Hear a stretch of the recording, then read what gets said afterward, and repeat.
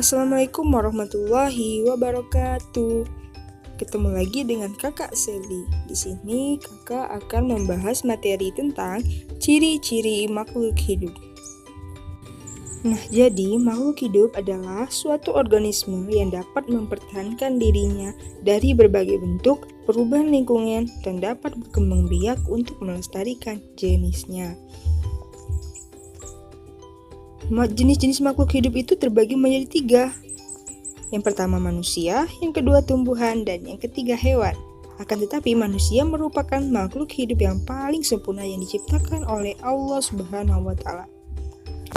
Kalian tahu nggak sih kenapa batu, angin, air, tanah tidak dikategorikan sebagai makhluk hidup? Nah, karena benda tersebut adalah benda mati. Selain itu, angin, air, batu, dan tanah tidak memiliki ciri-ciri makhluk hidup juga loh. Jadi, apa sih ciri-ciri makhluk hidup itu? Ciri-ciri makhluk hidup. Yang pertama bergerak. Yang kedua bernafas. Yang ketiga mengalami pertumbuhan. Yang keempat berkembang biak. Yang kelima makan dan minum.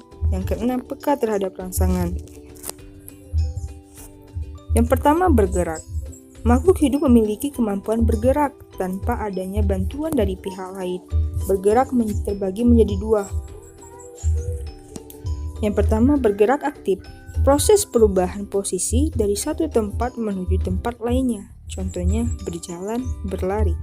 Bergerak pasif, pergerakan tanpa berpindah tempat. Contohnya jalan di tempat. Yang kedua bernafas. Manusia dan hewan bernapas dengan menghirup oksigen dan mengeluarkan karbon dioksida. Sedangkan tumbuhan di siang hari, ia akan menghirup udara yang mengandung karbon dioksida dan mengeluarkan udara yang mengandung oksigen. Akan tetapi pada malam hari akan terjadi hal yang sebaliknya. Nah, yang ketiga mengalami pertumbuhan. Pertumbuhan berarti bertambahnya ukuran, tinggi, dan berat badan. Hal tersebut dipengaruhi oleh makanan, minuman, dan aktivitas olahraga. Oleh karena itu, menjaga pola makan sangat penting bagi kesehatan. Yang keempat, berkembang biak.